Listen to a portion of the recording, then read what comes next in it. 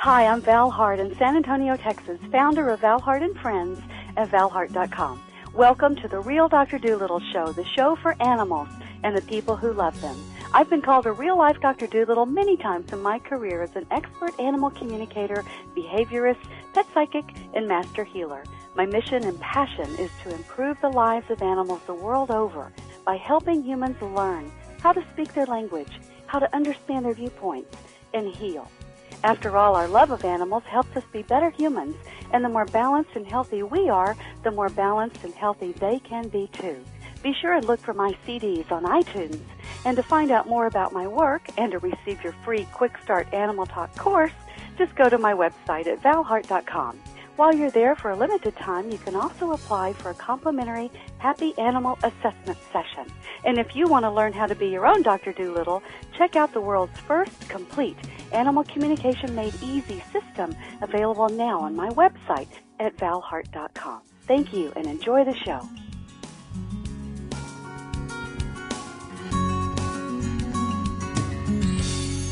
Hi, this is Val Hart, the real Dr. Doolittle, and today I'm here with Dyan DeNapoli. She's a penguin expert and the author of The Great Penguin Rescue, which chronicles the remarkable rescue of 40,000 penguins from the Treasure oil spill in South Africa. She was a member of the first team of penguin specialists to fly to Cape Town from the U.S. to train and supervise more than 12,000 dedicated volunteers who saved the oiled penguins from certain death. Thank you, Dyan, for doing that. You also helped manage the penguin colony at Boston's New England Aquarium for 9 years, and now you're actually known as the Penguin Lady, and you lecture internationally about penguin biology and conservation, and you have taught approximately 250,000 people about these wonderful, charismatic seabirds.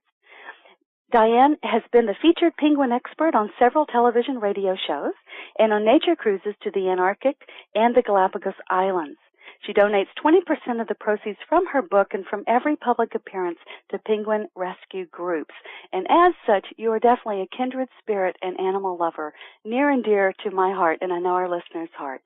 Welcome, Dyan. Thank you so much for having me, Val. I'm so glad you're here. I know we want to talk about the Treasure oil spill and the rescue effort. That's the subject of your great book, The Great Penguin Rescue, and about penguin conservation in general. What's the main thing that you really want people to know that they may not know about these wonderful birds? Well, I think one of the important things to know about penguins is they're what we call an indicator species. And so they're near the top of the food chain, and when we see the population of an indicator species declining, it means the health of their ecosystem is in trouble. And so right now, 13 of the 18 penguin species on Earth are threatened or endangered, and their populations have declined by 90% in the last 50 to 100 years. So we really need to pay attention to what's happening to them because they're alerting us to a larger picture. Right. I get that. Oh, man.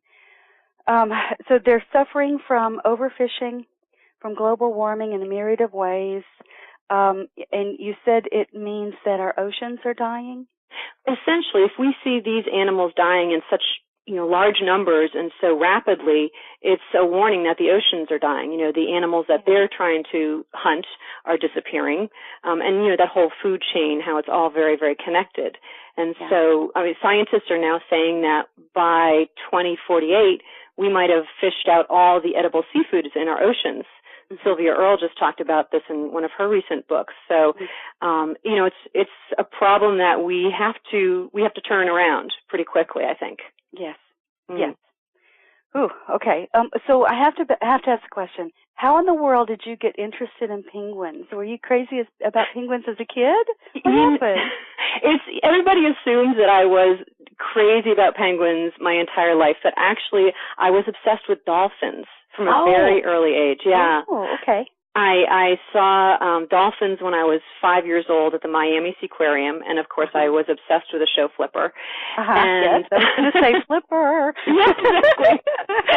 And so I always had this dream of becoming a dolphin trainer, and but it just seems so unrealistic. Who does that anyway? And so I put that dream on the back burner, but then when I was 32, I said, you know what, I really have to pursue this dream because I don't want to get to the end of my life and look back and regret not having tried. Yes. So I went to school to study veterinary technology, and in the course of my schooling, I had an internship. I worked full-time for 4 months at Boston's New England Aquarium with the penguins. Wow. Yeah, and it was just fascinating, and really the minute I stepped into the penguin exhibit, I was hooked. And so from that point forward, I decided I wanted to work with the penguins. Oh, I'm so excited. I love penguins. You know, I have to tell you, one of my very favorite movies is, guess what? Happy Feet. Happy Feet. I love Happy Feet, but of course there's the March of the Penguins and a lot of other wonderful things, right? Mm-hmm. Yeah. And I'm so excited that you're doing this. I love penguins. They're so darling, and like you said, they have a really important message for us. They do. And, they're so engaging. So I think, who doesn't love a penguin? They're so cute. Yeah, they are. They are so cute. Yeah, there's a lot to learn about them, too. Mm-hmm. Okay, so tell us a funny story about penguins. Oh, my goodness. There are so many. I guess the first thing that pops to mind would be working with some of the penguins at the New England Aquarium. Okay. One of the things we would often do is bring the penguins to disadvantaged schools in the local Boston area. Oh, wow. And, do a program about penguin anatomy and conservation. Okay. And one of the penguins that we worked with a lot, his name was Roast Beef. Roast Beef? And Roast Beef had a brother named Plum Pudding. Oh! And these are actually educational names. We gave all the penguins names that had some sort of meaning for the species, and so they're named after breeding islands. Oh, wow. Okay.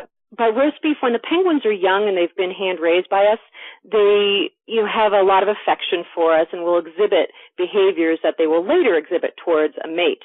And so oftentimes we'd be attempting to, show something to the children, and we'd put our arm next to the penguin, and the penguin would start trying to mate with our forearm. Like our dog's humping her leg. Yeah, exactly. Yes, I get it. So, there were embarrassing moments that way oftentimes. Oh, that's very funny. How did the kids take it? Well, luckily they weren't quite sure what was going on. That might have been a very memorable moment. Yeah. In their formative years. Right. It's a moment, I guess. That's hysterical. I love that. That is so funny. Thanks, Dyan. I can imagine other great funny stories with them also. And I love knowing about their names. That's very interesting, too. Let's go back to our topic, which is the treasure oil spill and the endangered, how am I saying this? I'm not saying this right. Hold on, let me get my thoughts in order. Okay. Do you have other stories? Do I have other stories, funny ones, or just? Yeah, funny or sad or meaningful or something that you think would help. You mean when I worked at the aquarium? Yes. Or in yeah. Let me think. I'm sure there's so many, of course, right now I can't think of them. Yeah, pretty much. Yeah. I know, I do that too. Okay, never mind. You want to go ahead and talk about that then? Let's just move on into the oil spill and that. Okay, hold on.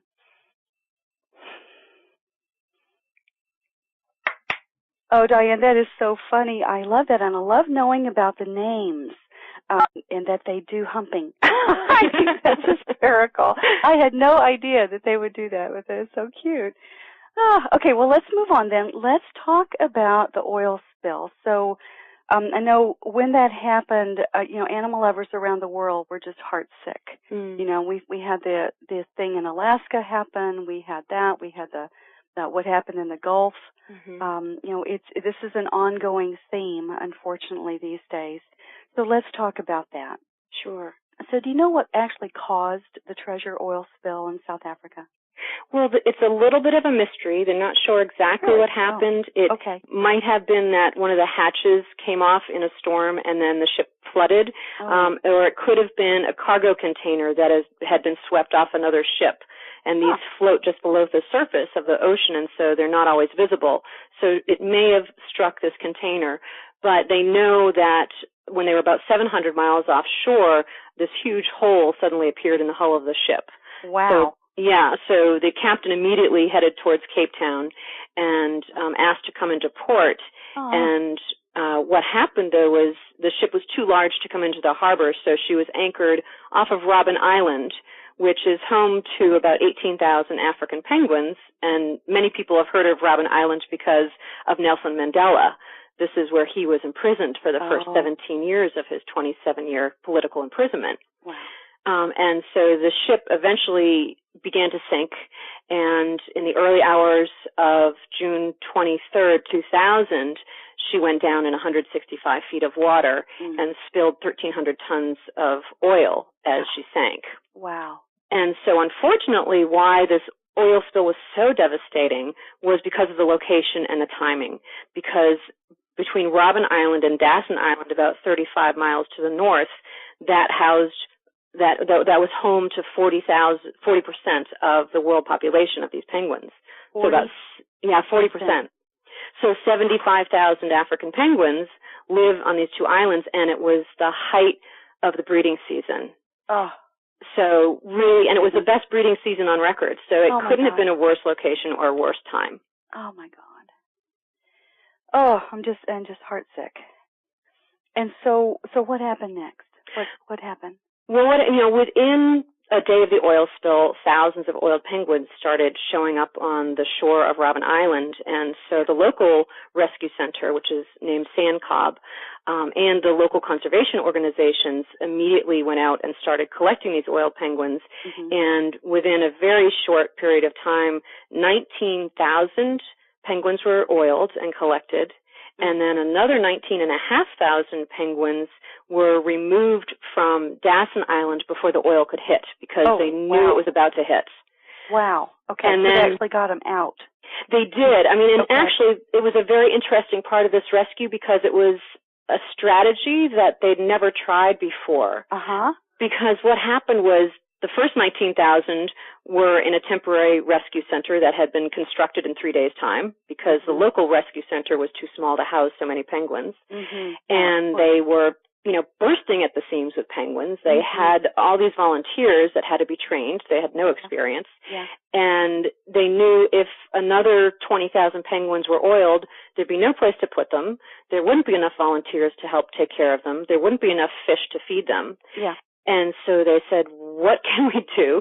And so they decided to try an experiment and collect as many penguins as they could and ship them 500 miles up the coast in trucks and release them into clean waters there, knowing these wonderful homing instincts that penguins have like all birds, that they would probably return to their islands. And they knew that swim would take about 2 weeks. And they just hoped that by the time they returned, the oil would be cleaned up. And luckily it was. Wow. Yeah. Wow. Oh my God. I'm just my heart's beating fast just thinking about this. Okay. So then what happened? Tell us more. Well, in terms of our participation, we were keeping track of what was going on. We learned about the oil spill, and 5 days later, I was in the penguin exhibit at the aquarium, feeding the penguins and cleaning the exhibit, and then my colleague Heather and I were leaving the exhibit. And we could hear the phone ringing in the penguin office, and, she fumbled with the keys and grabbed the phone, and it was Estelle Vandermeer, who was the center manager at Sand Cobb, calling. And she was calling zoo and aquarium professionals all around the world saying, please come help, because we have this unimaginable crisis on our hands. It was the largest number of penguins that had ever been oiled, and they really needed help. And so 2 days later, we were on a plane and on our way to Cape Town. And so that was how we got involved in this rescue effort. Wow. So that's how you got involved in the rescue effort. So I can't even imagine. So describe the scene when you got there. It was surreal. It really it was hard to imagine what we would see when we arrived. We got up at 6 o'clock the next morning after traveling for 32 hours to get there, and were brought to the rescue center, this huge satellite rescue center that had been built called Salt River. And when we first approached, there were just hundreds of people milling about out in front, rushing in and out of the doors of this huge, huge warehouse. And when we stepped across the threshold of this building, if you've ever been to an aquarium or been to see a penguin colony in the wild, you know they're very noisy places because these are very vocal birds. Yeah. And so, of course, I expected it to be this cacophony of braying and honking in the building. But when we stepped across that threshold into this dark, dusty building, it was eerily silent. Oh, my God. These birds were not vocalizing. They were not braying. And for the entire 3 weeks that I was there, I never heard these birds vocalizing. Wow. Never. So it was just very startling because it indicated, you know, these are really traumatized birds that are in shock. Yeah. And, you know, they're not behaving in a natural way at all. No. And so that was really something I had not expected. Wow.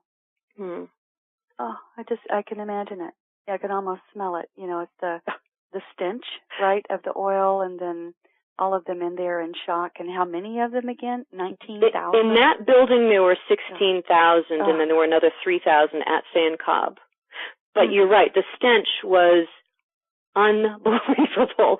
There was another thing that literally hit you like a physical wall when you walked into the building. It was the combination of the guano, the penguin poo from 16,000 penguins, and the sardines that were being force-fed to them, and the food and the human sweat and the coal dust. And I literally, every day, when we arrived at the rescue center each morning, for about an hour and a half, I would have to breathe through my mouth, because if I started to breathe through my nose, I would start gagging. Oh, that's how bad it was. Oh, my God.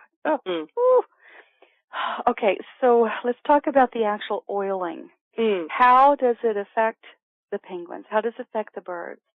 Well, when they first get oiled at sea, that thick oil will clump up and separate their feathers. And when that happens, the cold water gets between and reaches their skin. And they live in very cold waters. And so they become hypothermic. They get too cold, and they head for land. But they also can, as that water soaks in and gets into the downy base of their feathers, they can get waterlogged and drown. Oh, my God. Okay. And so as soon as they hit shore, of course, the first thing they want to do is try to preen and get that oil off of their feathers, which is impossible. They can't.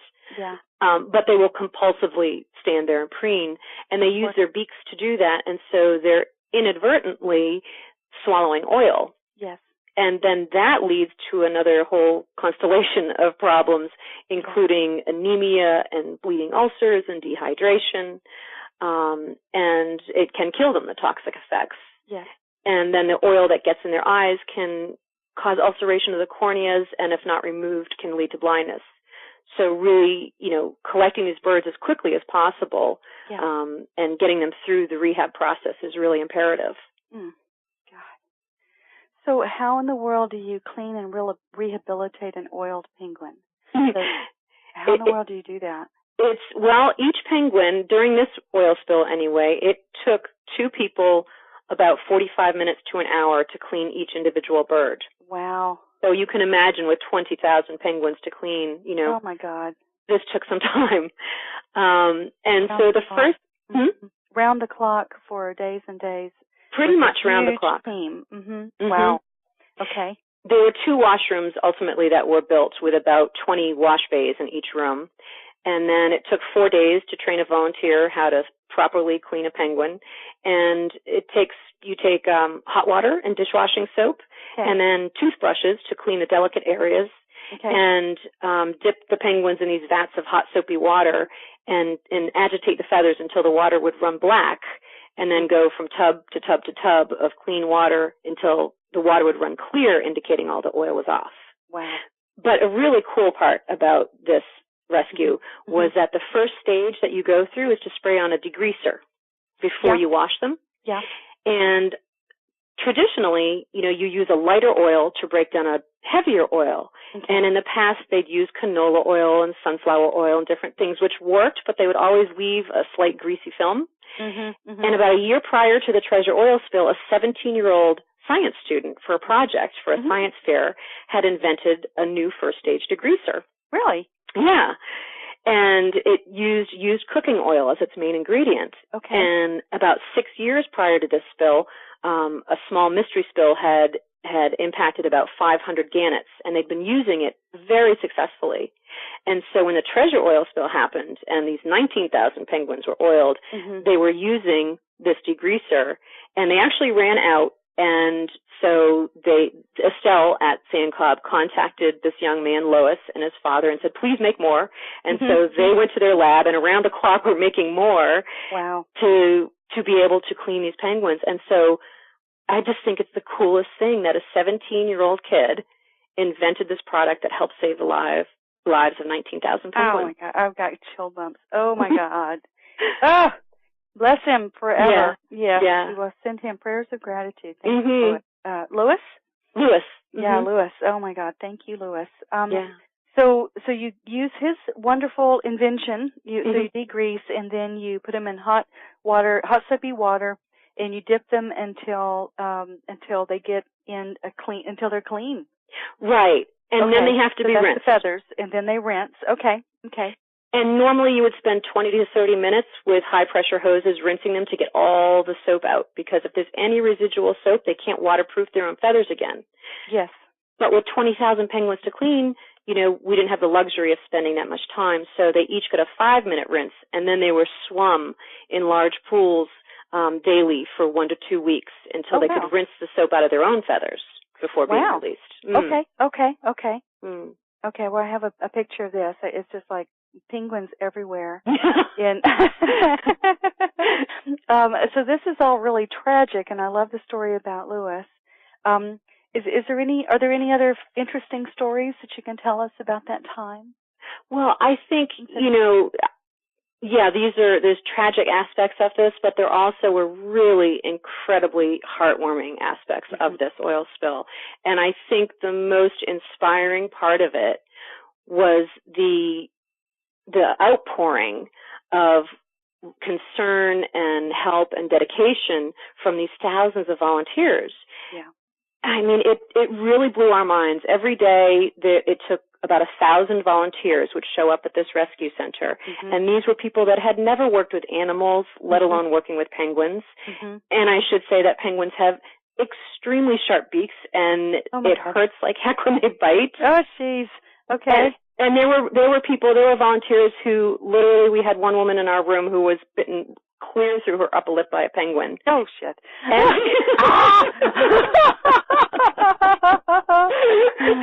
And I sent her out to the first aid station to get stitches and a tetanus shot, and, expected her to go home.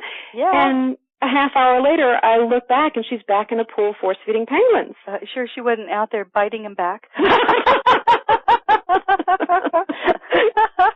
Like Garp. Yeah. Oh, that's a remarkable testament to, I call them kindred spirits, people who really do care. I'm sure that there were thousands of more people who simply couldn't get there, that would have loved to have helped too. But I'm so delighted that you had such an outpouring of help. You actually had help, because you could not have done this without them. No. We absolutely could not have. I mean, it really was because of these 12,500 volunteers that those penguins survived. It could not have happened without them, and they just were extraordinary. We couldn't get them to go home. We couldn't get them to take a day off. Really? They felt as compelled as we did to be there. Yeah. So what? I know this is all challenging. Was there a most especially challenging part of the rescue? Well, I think, there was the physical challenge and the emotional challenge. And so physically, it was just unbelievably grueling. We were working every day without stopping from 6 a.m. till midnight. You didn't have time. With so many thousands of oiled penguins, you just didn't think of stopping to eat or drink or go to the bathroom. And I lost 12 penguins. Yeah. Right. There's so many. How can you stop? Yeah. I lost 12 pounds in 18 days. Whoa. And that was typical. Most people that were working steadily lost 10 to 25 pounds. Wow. And, and then just when you would go to sleep at night, you wouldn't sleep. You would literally just fall into unconsciousness. It was like have anesthesia. I would put my head on the pillow, and literally it seemed like 5 seconds went by, and then it was morning. So there was this just constant bone-numbing exhaustion.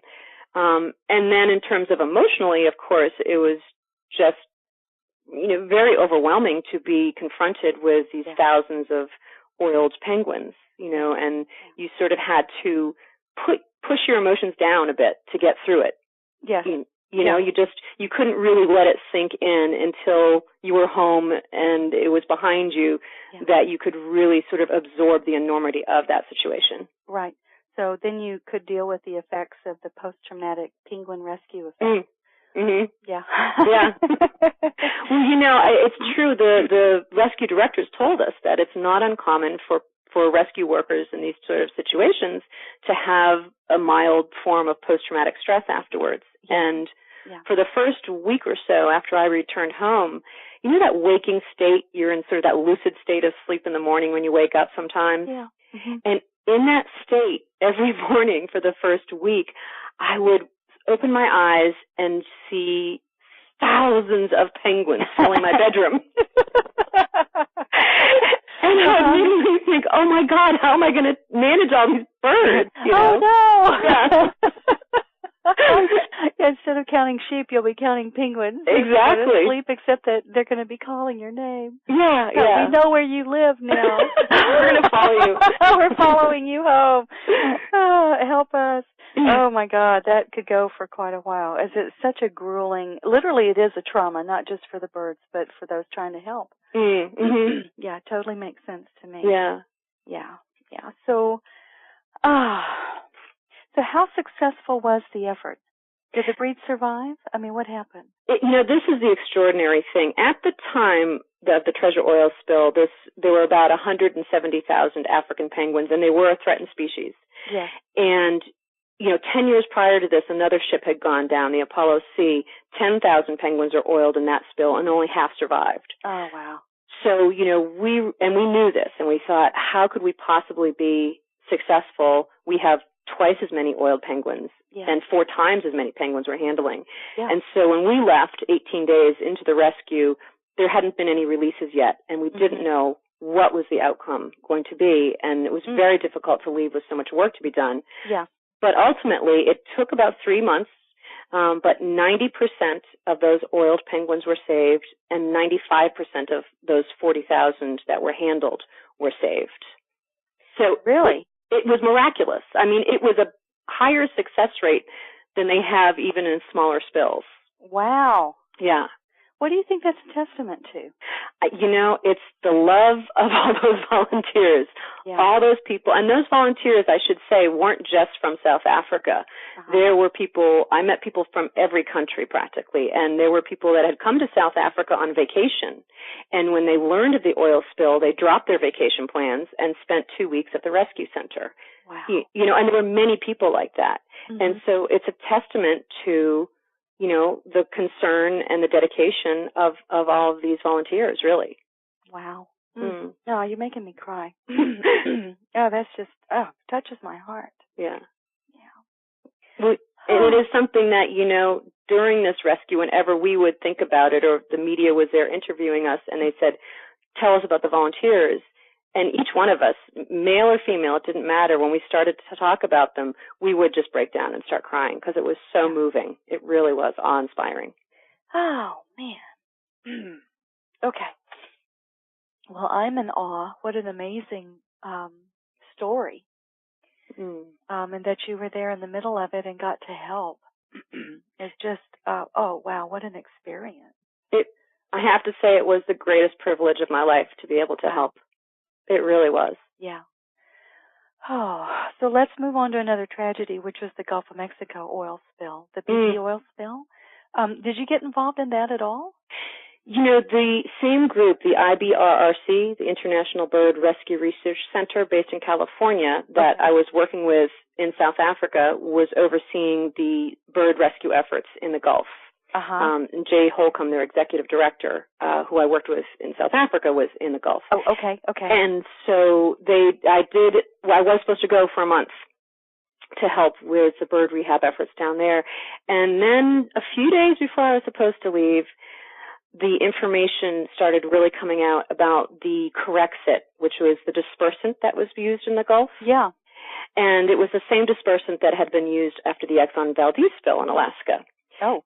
And Dr. Ricky Ott, who is a marine toxicologist, had come out with a lot of information, and apparently most of the frontline cleanup workers at Exxon Valdez 20 years later were dead or had chronic health problems, including lung problems, neurological, and kidney. Oh, my God. And the last one is where my antenna went up because I was born with one kidney. Oh. And I would like to keep it. Thank you. Yes, yeah, thank you. Exactly. Necessary. Yeah. And so it was the most difficult decision I've had to make. And, I really, really felt so compelled to be there. But, ultimately I had to think about my health. And so I made the decision not to go. But, well, I totally understand. Oh my gosh. Oh, I'm so sad. But the interesting thing about that oil spill, even though it was absolutely monstrous and devastating, there were only about 2,000 seabirds that were oiled. Oh, really? Yeah. Okay. So, luckily, and I thought, of course, when I heard about this spill, there are going to be tens of thousands. Yes. But it was because of the location, that it wasn't close to where the birds were nesting and feeding. Okay. That they were. That helps. Yeah. Mm-hmm. Yeah. Yeah. Mm-hmm. Okay. Yeah. Okay. Well, so what's happened? Let's kind of fast forward now. What has happened in the 10 years since the treasure oil spill? What's happened to the rescued penguins? How are they doing? Well, right after this rescue effort, and they were released back into the wild, they did fantastic. They would live just as long as their never-oiled counterparts. They've been monitoring them ever since. Okay. Yeah. Okay. And their breeding success was almost as good. It was about 11% less than the never-oiled birds. Okay. And this is an important point because during the BP spill, there was a German biologist, Sylvia Gauss, and there were others who said, just euthanize all the birds because most of them don't survive after they're released anyway when they're oiled. Yeah. Oh, wow. So let's just give up and kill them all. Yeah, exactly. And I'm person, kill her. I'm yelling at my computer monitor, no, you're wrong. Are you nuts? Yeah. Okay. And so it's really important, I think, that people get the message, the correct message, that, either she was quoting antiquated data or she just was misinformed.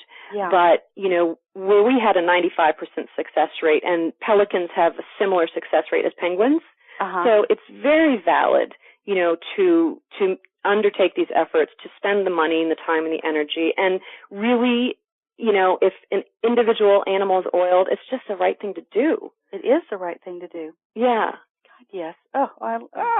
Okay, so what is the current forecast for penguins worldwide? Well, as I said at the beginning, unfortunately, it's not looking great. 13 of the 18 species are now considered threatened or endangered. Okay. And the African penguin just last year was declared endangered, and it's primarily due to starvation because of the impact of overfishing and the impact of global warming, because that's moving the cold water currents and moving their fish further away. Yeah. So really, this is a message to us that we need to take more responsibility as stewards of this planet and, do everything that we can to reduce our carbon output and our carbon footprint and to just think about the animals and think about how connected everything is, Yeah. So hopefully, we can look at what's happening to the penguins. And it's not just penguins, obviously. It's all animals. But, they're the ones that are closest to my hearts, and so I kind of talk about them. But it's all connected, and it all matters. Right. It does all matter, and for those who think that birds, way over there or wherever they are don't matter, they're all part of our circle of life. And so what happens to them happens to us. Exactly. It's like the canary in the coal mine. It's like if we destroy our planets if we destroy our planet, and the species who live on it, then we won't be far behind. I mean, we depend on them, even though we may not know it. Exactly. Right. You're absolutely right. We do. Yeah. We do. And I think most of us aren't terribly conscious of that in our day-to-day lives. Yeah. But I think we should be more so. Absolutely. Absolutely. Let's become more consciously aware. Mm-hmm. So what can our listeners do to help penguins? Because I know I have personally a much greater respect and admiration for you and your efforts and others like you, and certainly for the penguins. What can we actually do? What can others do? Well, thank you. I think one of the, if you want to do something directly, if listeners want to do something directly to help penguins, there are several different penguin rescue centers and conservation groups throughout the world that are working every day to save these animals. And in fact, this is a key thing because just today, and I just posted a blog about this about an hour ago, there was a ship that sank 2 days ago off Tristan da Cunha, and which is in the middle of the Southern Oceans, and the northern rockhopper, which is endangered, their population is there. And so they're in desperate straits right now. Wow. And so, this is a constant threat that they have to deal with. So support those penguin rescue groups. There is a list in the appendix of my book. I have a list of all the penguin rescue centers. And also there's a briefer list of them on my website. So that's something people can do directly to help penguins and just educate, yourselves about these issues. And to do something that's going to help them more broadly and help other animals is maybe to go to one of these online calculators for calculating your carbon footprint. And it's a very enlightening exercise, actually, to do this. You might be surprised, and how much you put out there and how much you can reduce it. Oh, that's really interesting. So where would we find these? Where will we find an online calculator? Do you have can you think of something? I think it's carbonfootprint.com is one of the primary ones that I've often used. There are a few. If you just Google carbon footprint, you'll get a bunch of different calculators, but carbonfootprint.com does have a good one. And I know what else people can do, our listeners can do, is get a copy of your wonderful book. So they can learn and be inspired. Again, the name of your book is The Great Penguin Rescue, 40,000 penguins, a devastating oil spill, and an inspiring story of the world's largest animal rescue. And, you said that's on Amazon, Barnes & Noble, many other bookstores, and you also have a website. So, Dyan, your website is? The website is thepenguinlady.com. So www.thepenguinlady.com. Correct. Thepenguinlady.com. Good.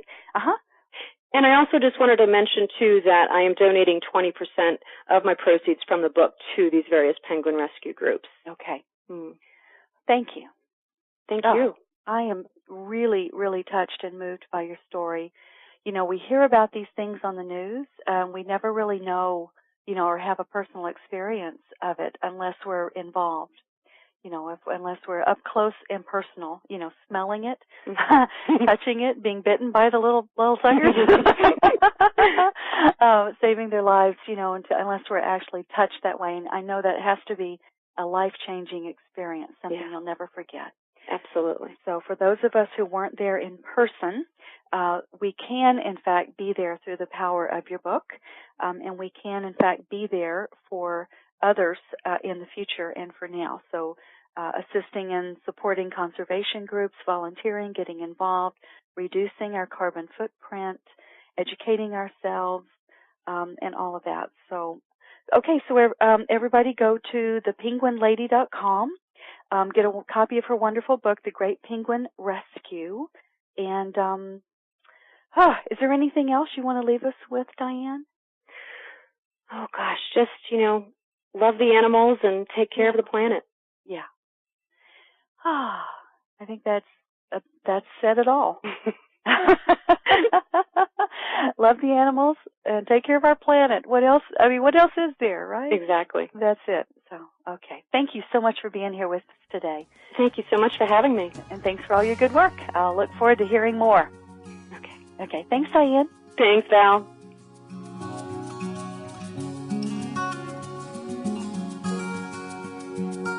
Thanks for listening to the show. For more information or to listen to other podcasts, go to valhart.com/blog.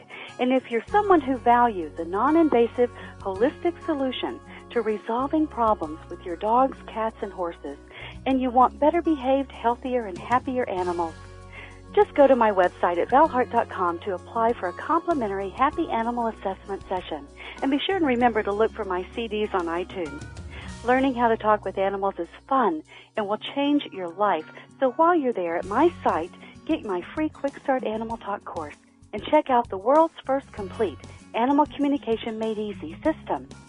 May the love of animals bless you, teach you, inspire you, heal you, and reconnect you to the circle of life.